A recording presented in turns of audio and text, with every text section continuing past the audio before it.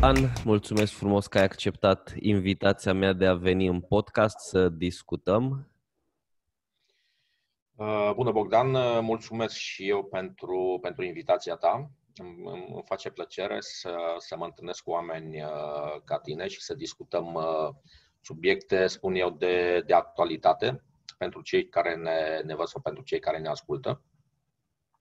Super, asta înseamnă că avem premisele favorabile unei informații cu foarte multă valoare. Spune-mi, te rog frumos, cum ești, cum e pentru tine perioada asta? În perioada aceasta aș putea spune că m-a afectat foarte mult și nu m-a afectat deloc. Dovada că, din punct de vedere mental, sunt foarte bine. Dar dacă o luăm cronologic, în 15 martie ar fi trebuit să zbor în state, să fiu acolo pentru 2 săptămâni la un eveniment la nivel global, un eveniment de leadership. Dar, după cum știți și voi, hai să spunem, granițele ni s-au împotrivit. Iar acele 2 săptămâni cât eram plecat în state, agenda mea a fost goală, nu mi-a pus niciun eveniment nici online, pentru că îmi doream să fiu din toate punctele de vedere prezent acolo. Iar undeva luni, prima zi de stare de urgență, am zis ok, asta e situația, am analizat un pic ceea ce se întâmplă.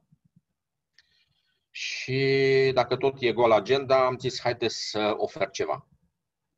Am postat pe rețelele de socializare, ofer 2 sesiuni de coaching gratuit pentru toți cei care își doresc să intre în astfel de programe de coaching.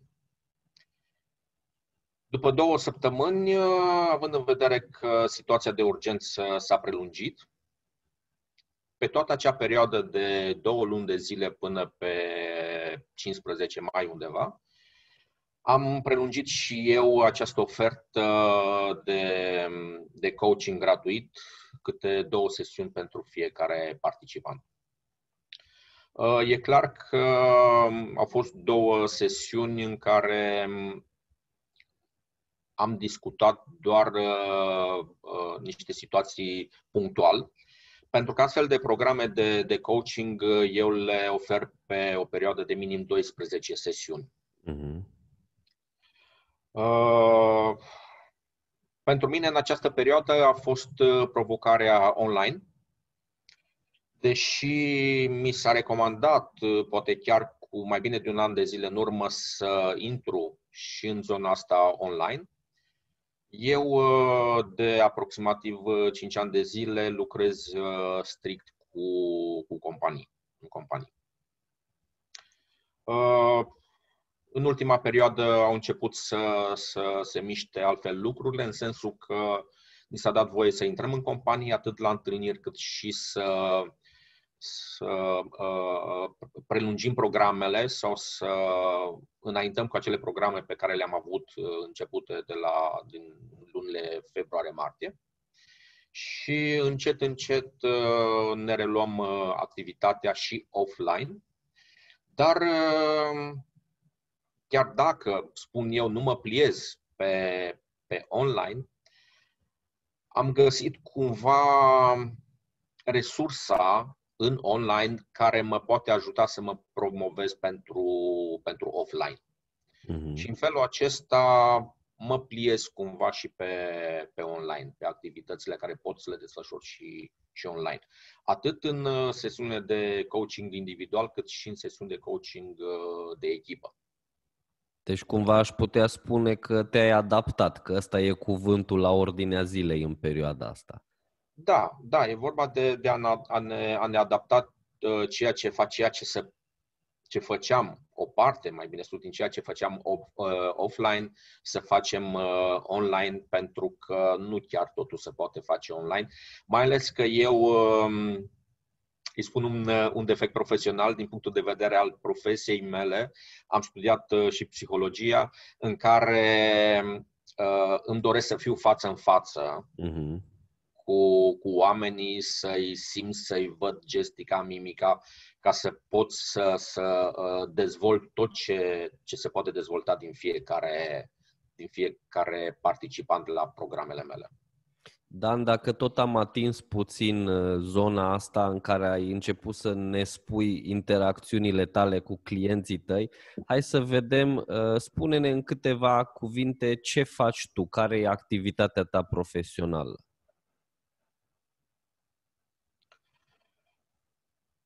Aș spune că în ultima perioadă m-am specializat în designul programelor de coaching executiv și de echipă. Ce înseamnă aceste programe? În momentul în care merg într-o companie, îmi doresc să aduc în astfel de programe atât primul nivel de conducere, team leaderi, sau cum se mai numesc și în alte titulatură din alte companii, cât și top managementul. Managerii, chiar managerul general l-am avut în programele de coaching și managerii de departamente. În astfel de programe, recomandarea este, cum am spus, să aducem din toate departamentele pentru a ne forma în aceeași direcție. Coachingul de echipă funcționează, și asta o spun din experiența mea, funcționează de jos în sus, cum am spus, de la primul nivel de conducere, iar coachingul individual funcționează de sus în jos, adică de la vârful piramidei în jos. De ce am ajuns la această concluzie? Pentru că top managementul are nevoie de o dezvoltare individuală pentru a fi adevărați lideri în acele companii, după care cu siguranță îi ducem și în programe de coaching de echipă. Dar mai întâi mergem în acele programe de coaching individual. În schimb, primul nivel de conducere team leaderii, e nevoie să se dezvolte atât individual, dar individual în echipele lor, cât și împreună cu echipele lor. Și atunci mergem în acele programe de coaching de echipă. Am dat un pic la o parte termenul training, deși îl mai folosesc pentru că este uzual și este mai ușor de înțeles de anumiți oameni, pentru că vremurile sau vremea în care mergeam cu un PowerPoint și vorbeam câte 4-5 ore, iar participanții mai beau câte o cafea sau, eu știu, mai butonau telefonul, a trecut. Și atunci am trecut și peste nivelul de workshop interactiv. Pentru că ce înseamnă coaching-ul? Coaching-ul înseamnă să dezvolți potențialul din oameni. Mai mult decât atât, din suportul meu de curs, nu am făcut altceva decât am generat întrebări. Iar venind cu întrebări către participanții la programele mele de coaching de echipă, ei vin cu soluții, dar nu discutăm situații ipotetice sau situații întâlnite în alte companii. Discutăm efectiv situațiile concrete întâlnite de ei. Și atunci găsim efectiv soluții la ceea ce înseamnă situațiile lor concrete care le au în munca de zi cu zi. Undeva aici ne desfășurăm activitatea. Mai mult, în ultima perioadă, haideți să spunem undeva de la începutul anului, am mers în firme românești, undeva firme mici până la 10 angajați, să spunem, pentru a dezvolta micii antreprenori români. Este o mare nevoie acolo ca oamenii, antreprenorul român, să-i sprijinim până la urmă, să-și conducă acele mici companii. Pentru că nu doar eu, și alți colegi și pe plan național se vede nevoia dezvoltării unor astfel de companii. Este foarte bine, avem și noi multinaționale, avem companii românești cu mulți angajați, 500-1000 de angajați. Dar este nevoie de acești mici antreprenori pentru a se dezvolta.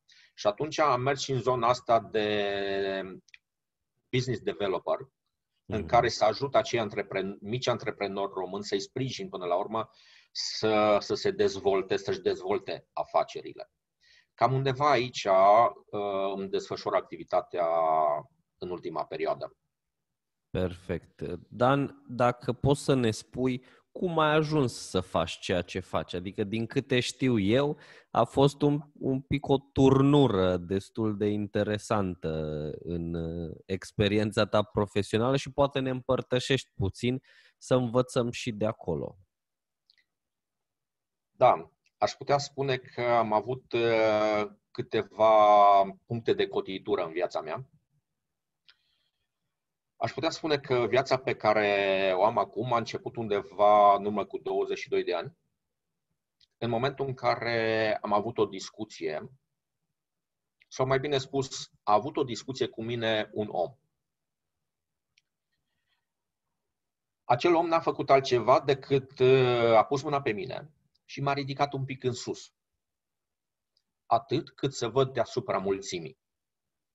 Okay. Acela a fost momentul în care am ieșit dintr-o mulțime și am intrat într-o altă mulțime. Mai mică, e adevărat, cea de-a doua mulțime. Eram în perioada în care nu vedeam pădurea de copaci sau copacii de pădure. Fiecare după cum se poziționează. Am intrat în lumea asigurărilor de viață. Am făcut part-time asigurări de viață. A fost primul moment în care am început să simt gustul a ceea ce sunt acum. La primul seminar de pregătire pe acel domeniu al asigurărilor de viață,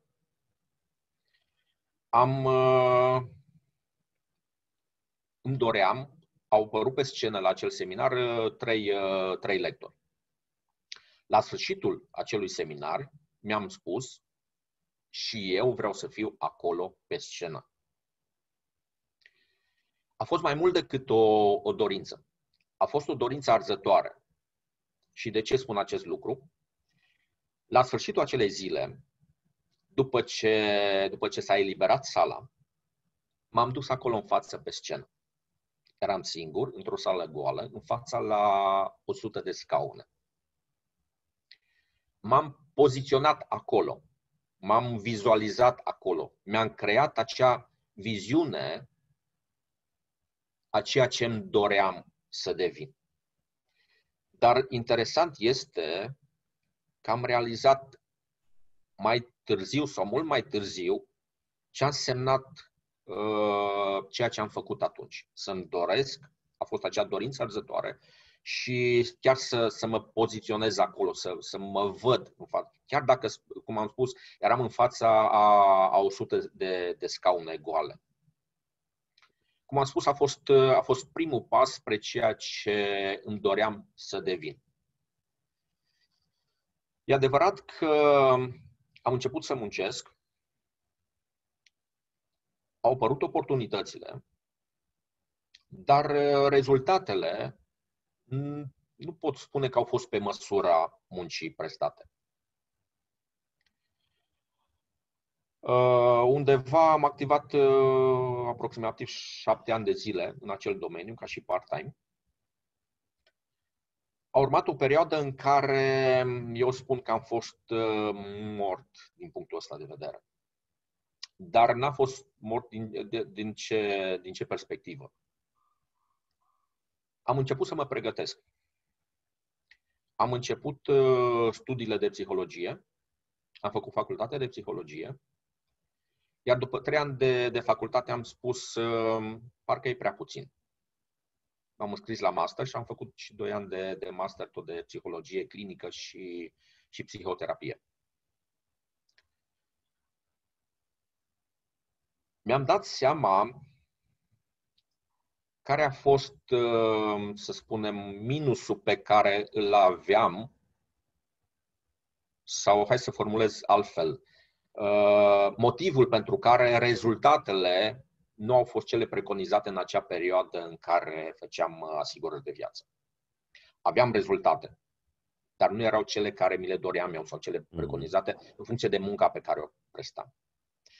Oportunitățile în acea perioadă au venit, dar pentru a vedea oportunitățile trebuie să fii pregătit.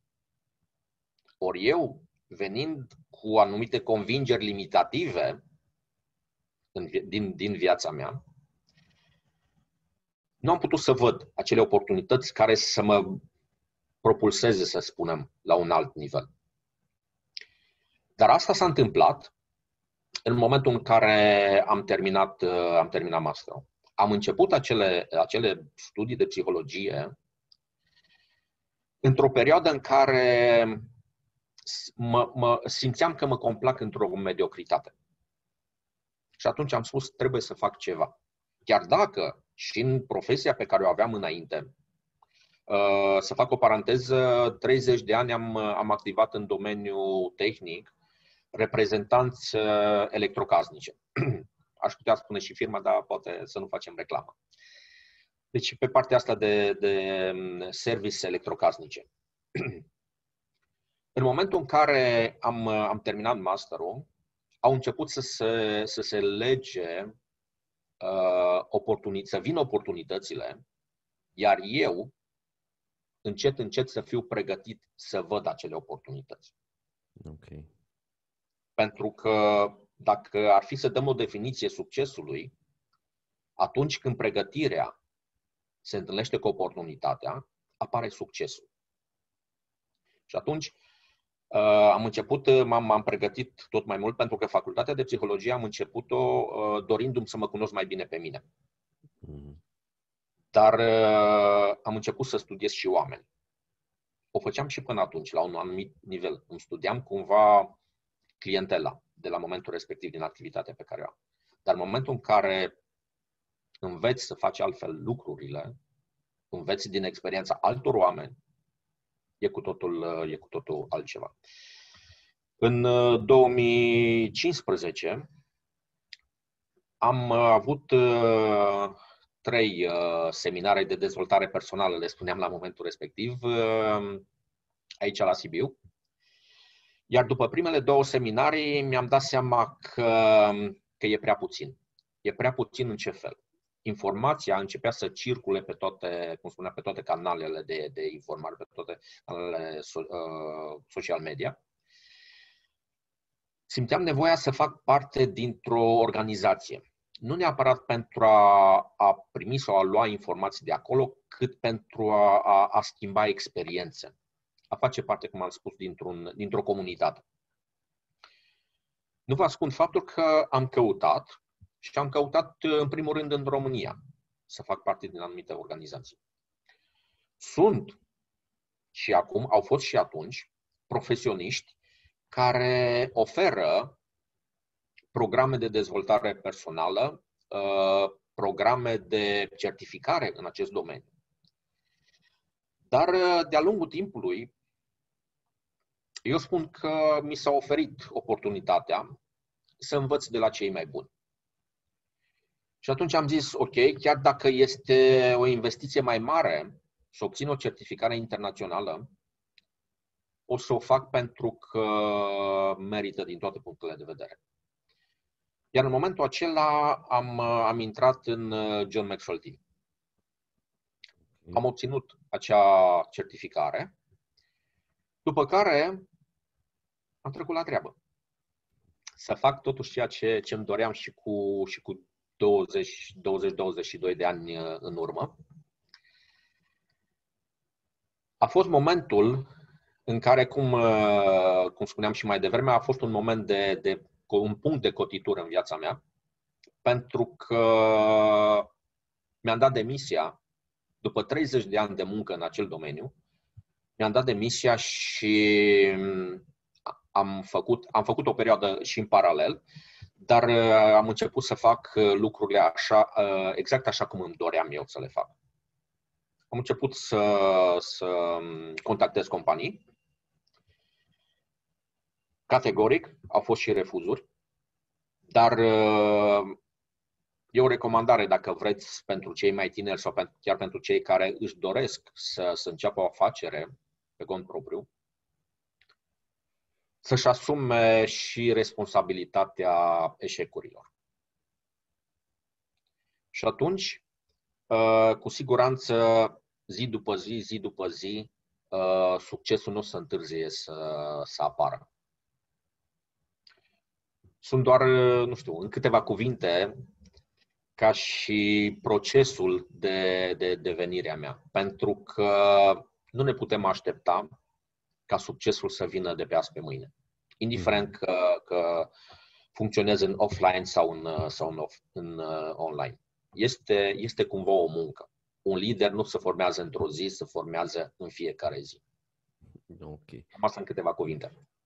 Dan, de ce faci tu ceea ce faci? Se vede că ai o pasiune, ai o dorință care, exact cum spuneai tu, e acolo de 22 de ani, dar cum ne-ai spus acum, e clar că în activitatea asta întâmpini și obiecții, refuzuri și trebuie să ai un drive care să te împingă să faci lucrurile mai departe. De ce faci tu ceea ce faci?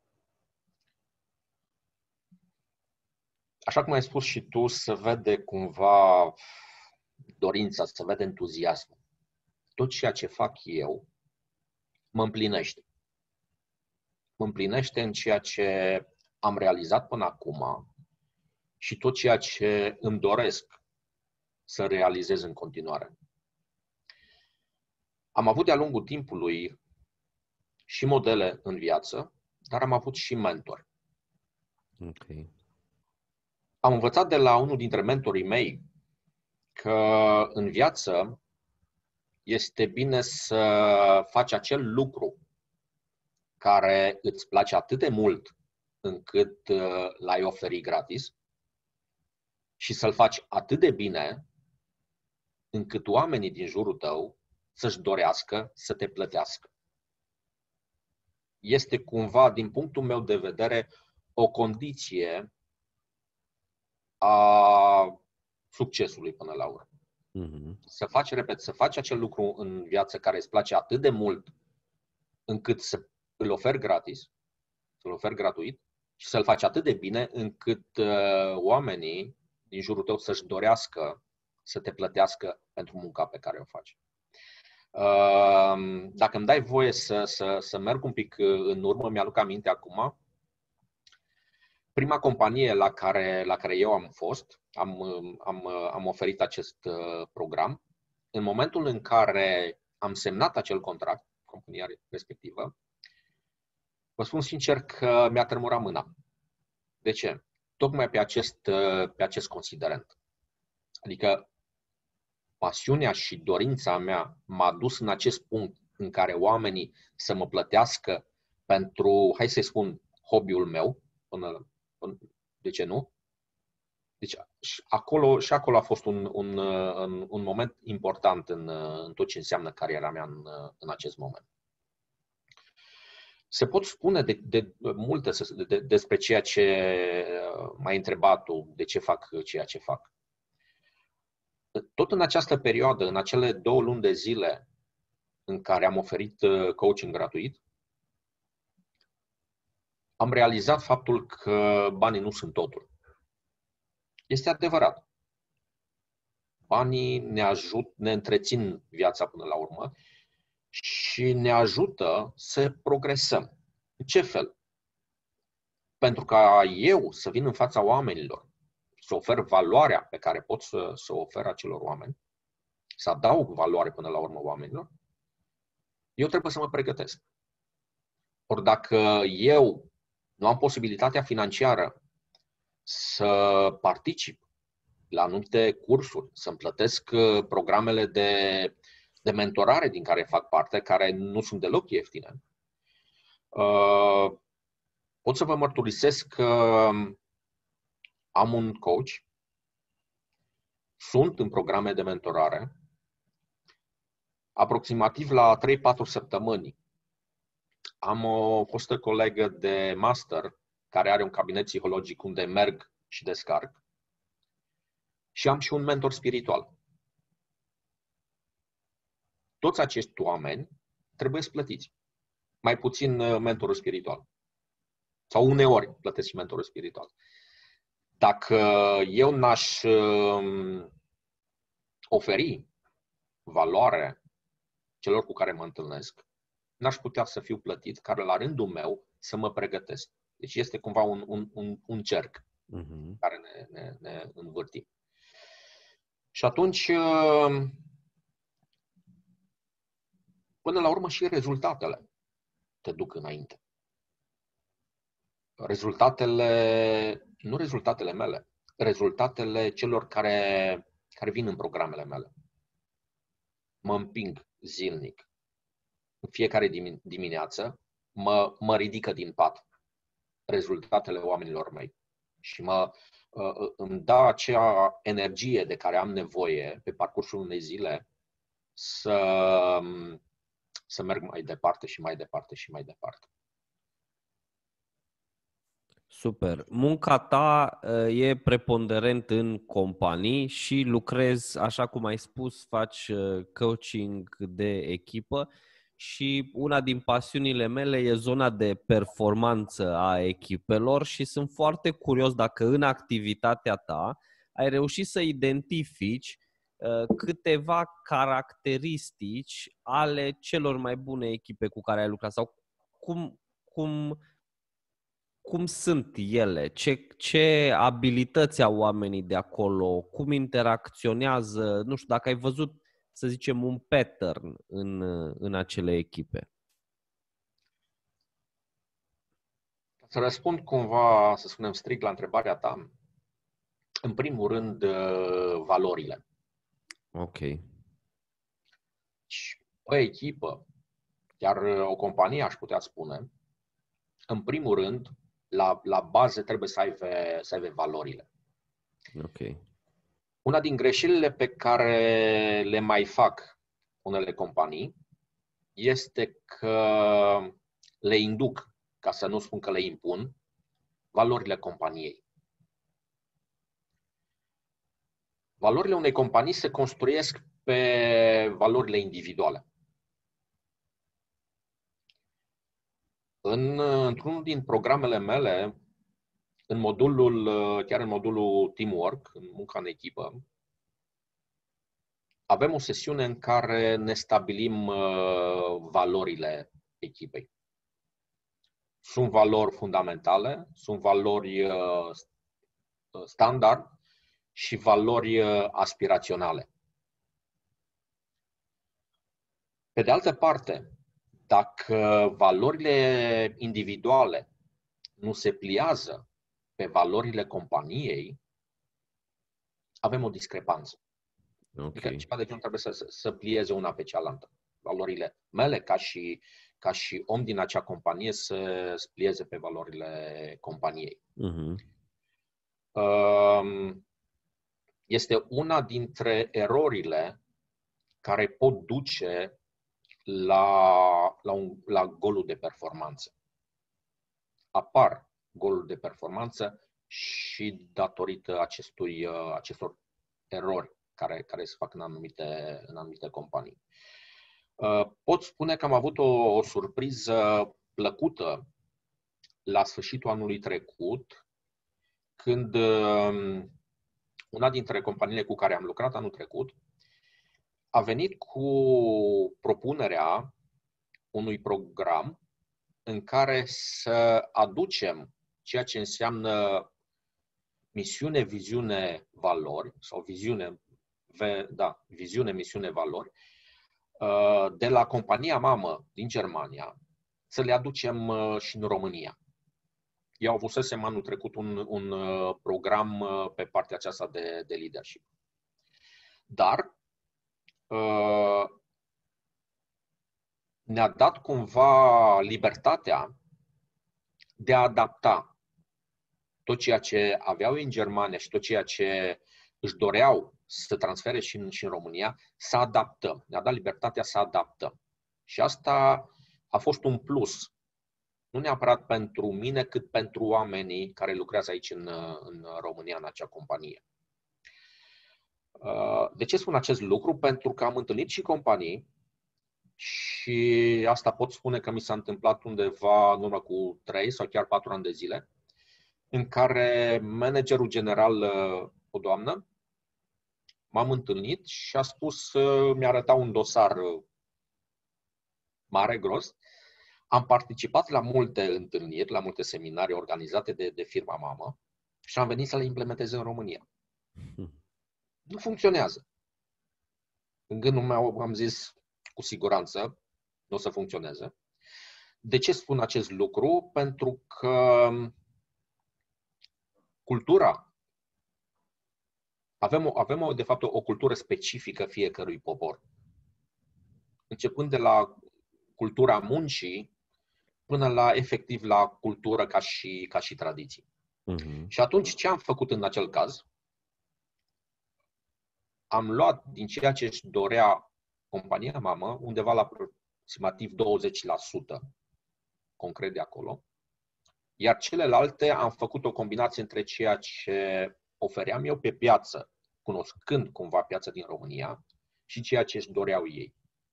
Și am adaptat, exact ce spuneam mai devreme, am adaptat la ceea ce înseamnă cultura organizațională din România. Undeva aici aș merge cu aceste echipe, aș începe cu valorile. Să știți că în România se muncește. Există o cultură a muncii. Au rămas anumiți oameni, să spunem, cu acea concepție în care pe român trebuie să-l împingi de la spate să muncească. Nu. Și asta o spun din experiență.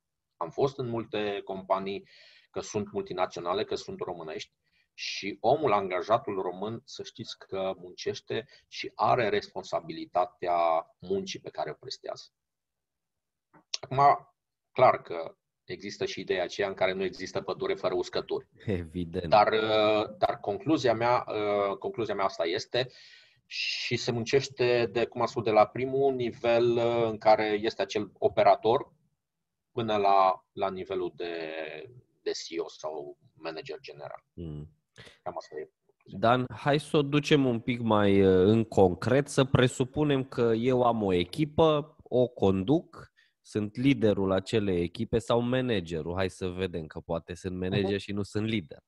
Da. Și spune-mi, te rog, cum aș putea eu să fac să-mi îmbunătățesc performanța echipei pe care o conduc? Pentru a-ți îmbunătăți performanțele echipei, păi, în primul rând, ar fi bine să-i provoci să dezvolte. Dar înainte de a provoca oamenii, de a le lansa provocări, trebuie să cunoști acei oameni. Ok. Cum poți să-ți cunoști oamenii? Dacă nu ești un bun comunicator, avem o problemă. Atunci, în primul rând, ca să-ți dezvolți echipa, trebuie mai întâi să lucrezi la tine, să te evaluezi în primul rând pe tine. Pentru că dacă vrei să știi cine este liderul, uite-te la echipa lui. În mare parte, Asta îmi place. Asta îmi place. Deci cumva vrei să spui că poți să evaluezi liderul cel mai bine uitându-te la rezultatele echipei pe care el le are. La tot ce înseamnă echipa, nu doar la rezultate. Okay. Pentru că sunt situații în care rezultatele nu sunt neapărat ceea ce se dorește de la echipa respectivă. În anumite situații. Asta nu este o regulă. Dar, da, trebuie să-ți cunoști oamenii. Și atunci, în primul rând, să te evaluezi pe tine. Pentru că asta vreau să spun, liderul, și nu mă refer aici la manager, mă refer la lider, liderul întotdeauna își dorește să-și pună amprenta pe echipa respectivă.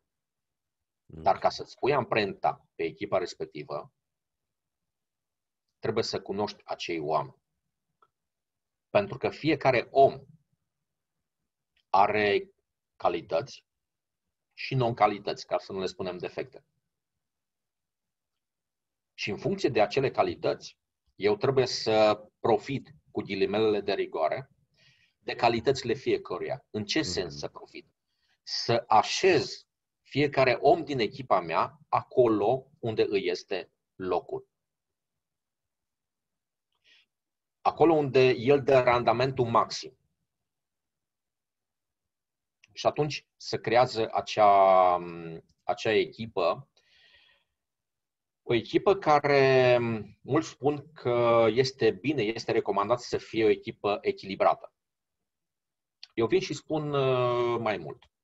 O echipă trebuie să lucreze, sau este recomandat, tot evit să spun acest cuvânt trebuie, îl spun doar mie, este recomandat să lucreze și în armonie. Ce înseamnă acest lucru? Înseamnă să putem să ne completăm unul pe celălalt. Dar pentru a ne completa unul pe celălalt, este nevoie să ne cunoaștem vulnerabilitățile. Adică eu nu pot să te cunosc, nu pot să te ajut pe tine dacă nu știu unde ai acele minusuri ale tale. Și viceversa. Și în altă ordine de idei, să îți dau voie să mă completez. Să nu-mi pun problema, mă completează Bogdan, dar care e interesul lui? Mă completează ca să mă ajută, ca să vadă șeful că el poate să facă ce fac eu și să-l promoveze pe el, să mă dea pe mine la o parte. Să știi că vreau să te întreb cât de ușor e acceptată asta în echipele cu care lucrez, pentru că înțeleg și cred foarte mult, dar cred că trebuie să existe o astfel de cultură îmbrățișată de oameni în așa fel încât să nu aibă semnele de îndoială de care spui tu. Asta pleacă tot de la cel lider. Exact. Dacă liderul arată echipei că are și el vulnerabilități, că și el este vulnerabil, atunci cu siguranță că și echipa copiază liderul. Dacă eu ca și lider întotdeauna le știu pe toate, dau la toate soluții, chiar dacă nu sunt întotdeauna cele mai bune, la fel mă copiază și echipa. Wow, ce manager avem noi, le știe pe toate și e așa. Nu ai cum să le știi pe toate. Mult mai bine, anumite lucruri, anumite aspecte ale muncii care se prestează într-o echipă, le știe mult mai bine efectiv operatorul, cel care muncește efectiv, le știe mai bine decât mine ca și lider. Un lider coordonează. Asta face, coordonează echipa și categoric, haideți să rectific.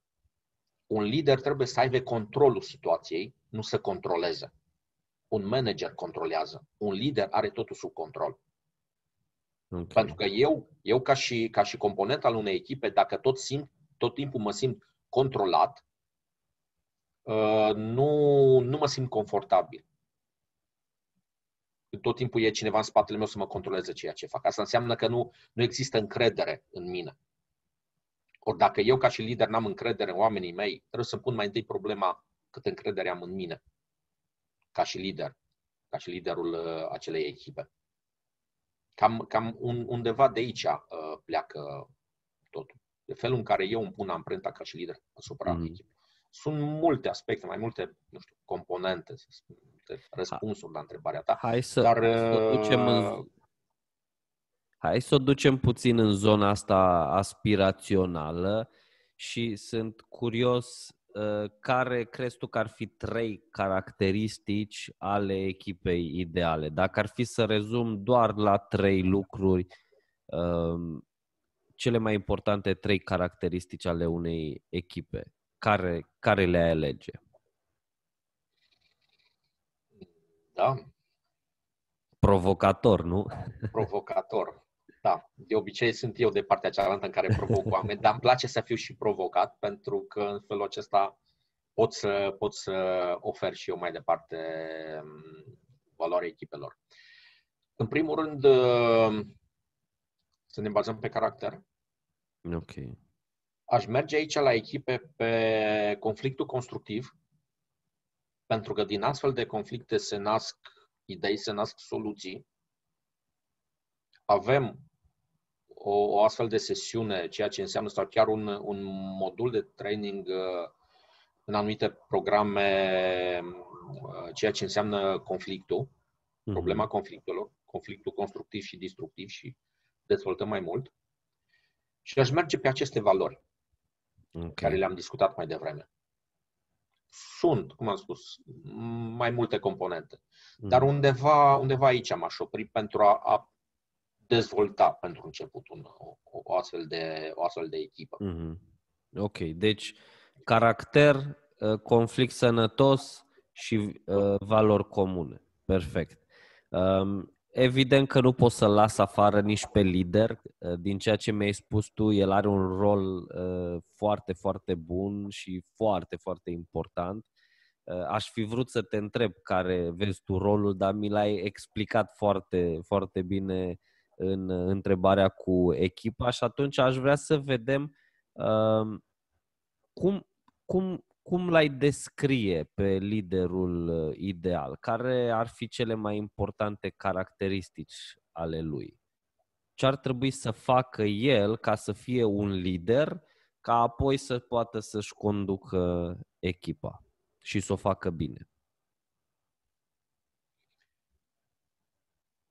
Un lider este caracterizat, în primul rând, prin influență. Okay. Influența pe care o are asupra echipei lui și, nu în ultimul rând, prin exemplu pe care el îl dă echipei. Când spun exemplu, nu mă refer că să fie el tot timpul, să spunem, participativ acolo, în echipa respectivă, adică să pună mâna lângă echipa lui. Pentru că rolul unui lider, cum am spus, este de a coordona acea echipă și de a pune pe fiecare la locul lui.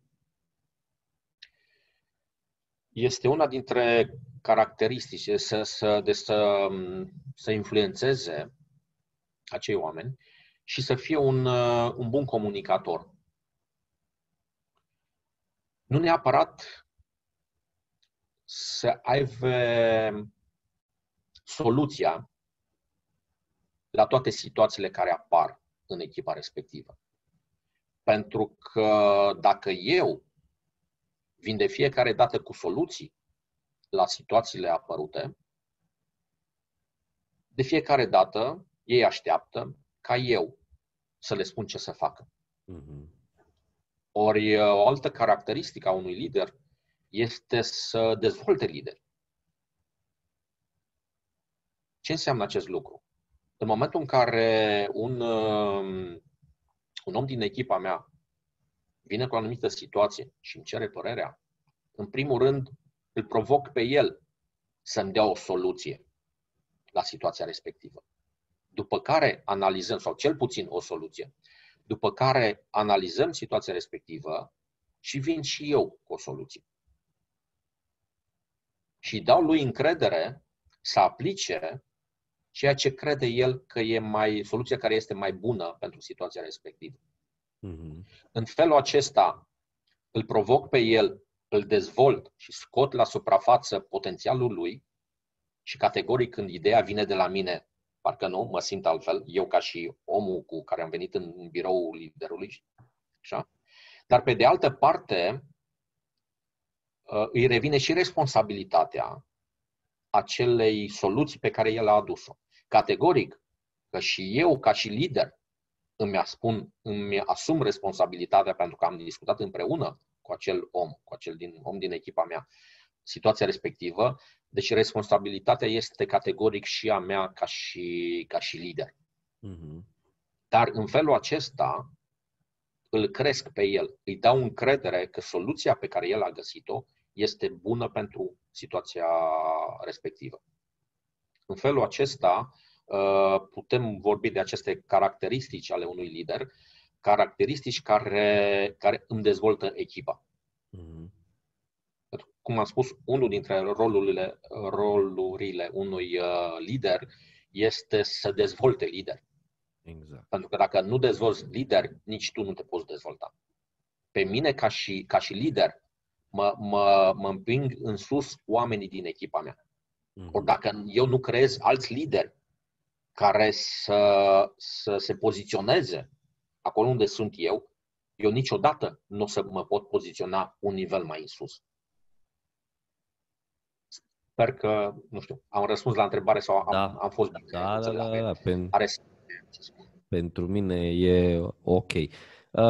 Dan, se fac foarte multe asocieri între sport și business, între ceea ce face un antrenor cu o echipă, respectiv ce face un coach cu o echipă sau cu un manager sau un lider. Sunt foarte curios dacă și tu vezi o asemănare între activitatea ta și activitatea unui antrenor de un anumit sport, un sport de echipă. Și dacă poți să detaliezi, dacă intuiesc bine. Da.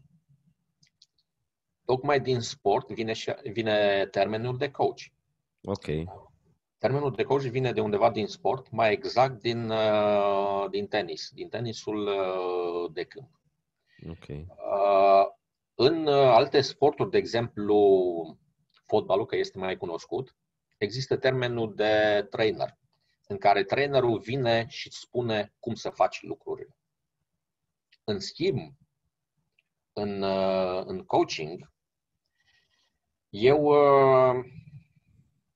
în adolescență, hai să nu spun în tinerețe, în adolescență, am jucat tenis de masă. În ultima perioadă de ceva ani, urmăresc, atât cât îmi permite timpul, meciurile de tenis de câmp. Și urmăresc mai ales, sunt acele pauze de open coaching, în care coachul, antrenorul, vine la jucătorul de tenis, la tenisman, și discută. Sunt anumiți coach de tenis care vin direct și spune: ai făcut așa, fă în felul ăsta, fă în felul celălalt. Unul dintre modelele mele, pentru că pot să spun în felul acesta, este Darren Cahill. E recunoscut antrenorul Simonei.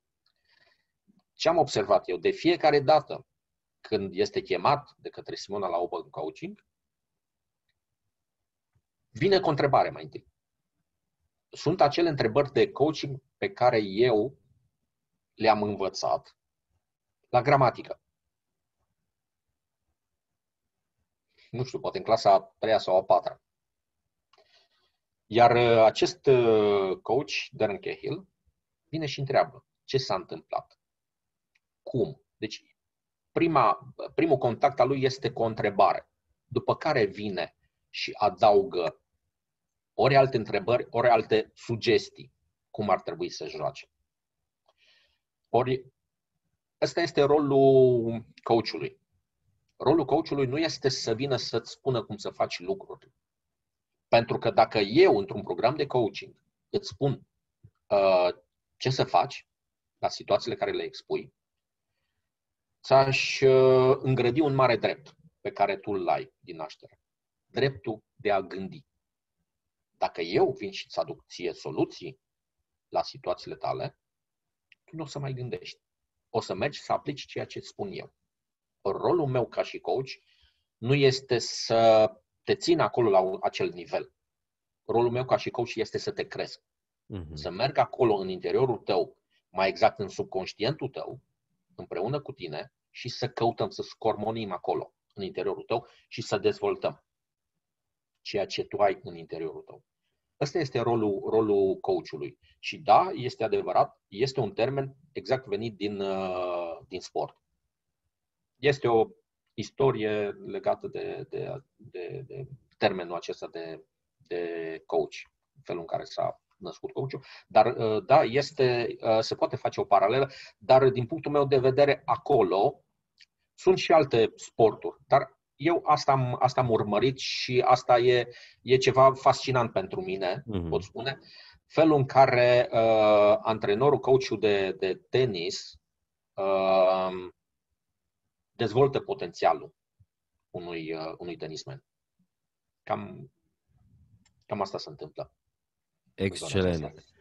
Dan, am spicuit din ceea ce mi-ai răspuns și din intervențiile tale faptul că ești o persoană care se dezvoltă, care investește foarte mult în el. Ne spuneai de faptul că ai participat la cursuri, la evenimente internaționale, ai mentori, ai coach, ai sfătuitori. Sunt foarte curios cum și de unde înveți tu și poate din experiența ta recentă ne faci câte o recomandare de o carte, un curs, o persoană pe care să o urmărim. Cum spuneam, în primul rând, sunt într-un program de mentoring. În primul rând, într-o mentorare în organizația noastră, în John Maxwell Team. Mi-am propus de ceva timp în urmă, a fost doar această perioadă în care am putut ieși mai mult sau mai puțin din casă, ca zilnic să mă întâlnesc cu cineva.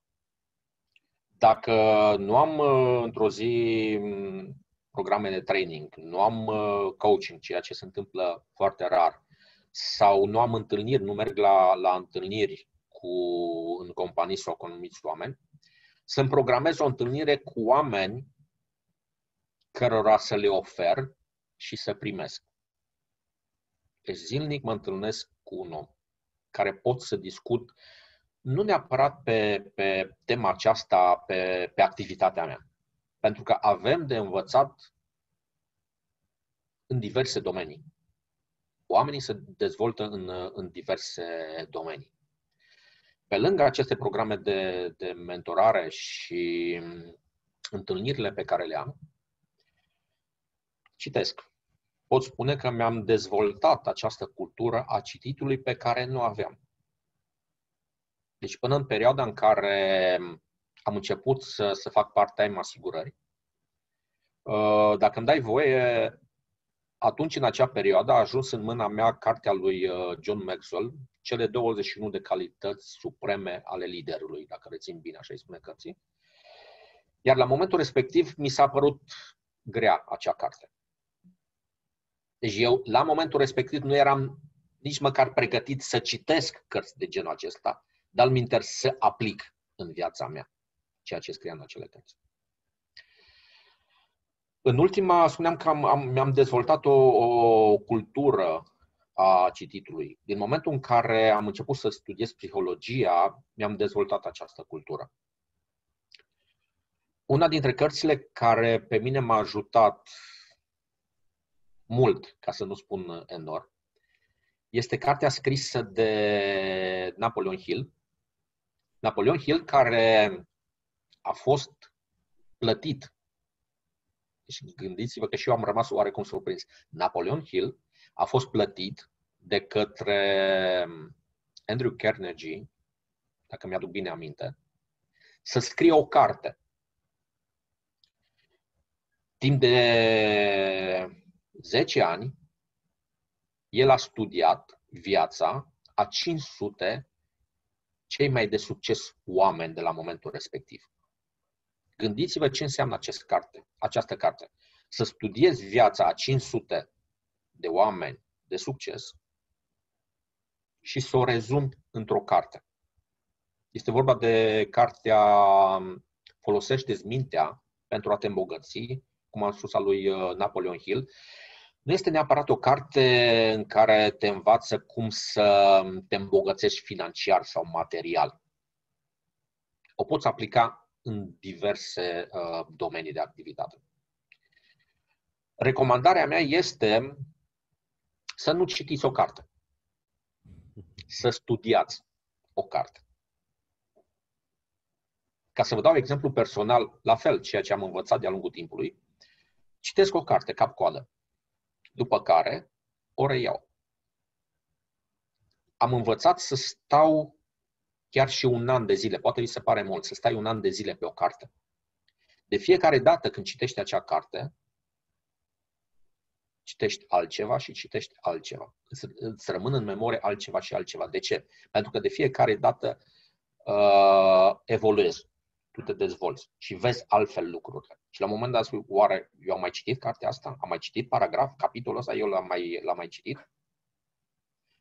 Cum am spus, pe mine m-a ajutat această carte și spuneam că nu recomand să citim o carte, recomand să studiem o carte. După ce citesc prima dată cartea, a doua, hai să nu-i spun citire, o studiez, încep să subliniez, să scriu, pentru că în felul acesta arată cărțile mele, mâzgălite pe românește spus. O carte pe care am început să o studiez, pentru că am terminat de citit odată și încep să o studiez acum, este o carte pe care și tu ai recomandat-o la un moment dat. O am și aici. E vorba de Vin de orice, al lui Oren Klaff. N-am citit multe cărți de vânzări, dar cartea asta mi se pare minunată. Deci e o carte minunată, vinde orice. Deci te ajută, cum am spus, în diferite domenii. Cam de aici mă încarc, din acest citit al cărților și din programele de mentoring la care particip.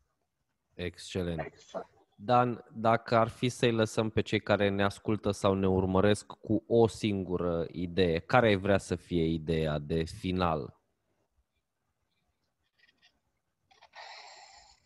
Da, am atât de multe în cap încât trebuie să aleg ceva și cred că m-aș opri la ceea ce spuneam în cel mai recent tutorial pe care eu, tot în acea perioadă în care am fost în stare de urgență, atunci am început să postez săptămânal, de obicei în ziua de luni, un tutorial. Ce înseamnă acest tutorial? Sunt experiențele mele. Este un video mai nou, mi s-a recomandat să le fac video, la început era audio. Sunt experiențele mele, sunt situații prin care eu am trecut. Chiar dacă la un moment dat dezvolt un citat. Este un citat prin care eu am trecut. Nu sunt teorii, nu sunt filozofii. Eu am trecut, nu dezvolt altceva decât prin ce am trecut eu. Și spuneam mai devreme că o să mă opresc la cel mai recent tutorial, că nu o să fie ultimul, sper, în care vorbesc câteva cuvinte despre capcana viitorului. Și m-am legat aici de o expresie care mi s-a spus la un moment dat că acea persoană a făcut sacrificii să ajungă aici, la nivelul la care este. Iar eu pot să vă spun că succesul nu înseamnă sacrificii. Succesul înseamnă un stil de viață cu reușite și cu eșecuri. În niciun caz cu sacrificiu. Găsește-ți sau creează-ți acel stil de viață care te împlinește. Cum am spus, sunt eșecuri, sunt reușite. Dar eu nu recomand să facem sacrificii. Pentru că dacă îți construiești acel stil de viață, nu consideri că faci sacrificii. pentru a ajunge acolo unde îți dorești. Excelent. Foarte, foarte bună idee pentru a concluziona discuția noastră și a o lăsa într-un ton pozitiv. Dan, unde te pot găsi cei care ar vrea să afle mai multe informații despre tine, despre ceea ce faci tu? Păi ne găsim acolo unde își dorește toată lumea să se poziționeze în ultima perioadă. Așa cum am spus, mi s-a recomandat mai bine de un an de zile să intru în online. Mă găsiți pe LinkedIn, pe Facebook. Recent, toate acele tutoriale pe care eu le postez săptămânal sunt și pe YouTube. Site-ul meu, la fel, este în reconstrucție, să spunem, pentru că trebuie să adăugate și aceste tutoriale și alte materiale. Mai avem niște videotestimoniale și din sesiunile de coaching, nu doar din ceea ce aveam până acum din companii. Datele mele de contact, cum am spus, sunt și pe LinkedIn și pe Facebook. Canalul de YouTube o să creez acum anumite newsletter-uri în care să invit oamenii să se înscrie pe acest canal de YouTube. Sunt în companii, sunt pe piața din România.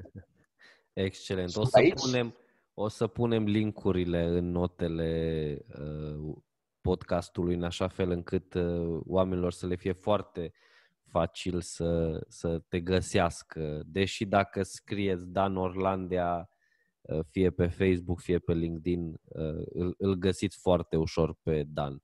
Dan, vreau să-ți mulțumesc frumos că ai acceptat invitația, să-ți mulțumesc că ți-ai făcut timp să discutăm și eu îmi doresc și asta e speranța mea că am reușit să oferim un pic de valoare care să le transforme viețile celor care ne ascultă. Pentru că o informație bună luată dintr-un loc și aplicată poate să ne schimbe viața. Îți mulțumesc frumos! Îți mulțumesc și eu. Asta îmi doresc și eu, ca să continui pe ce spuneai tu. Îmi doresc, dacă oamenii din întâlnirile noastre, din astfel de podcasturi, nu pleacă cu un răspuns la întrebările lui, sunt mulțumit dacă pleacă cu o întrebare. Pentru că în momentul în care pleci cu o întrebare de la o întâlnire, cu siguranță îți dorești să găsești un răspuns. Iar răspunsul unei întrebări nu este decât în interiorul nostru.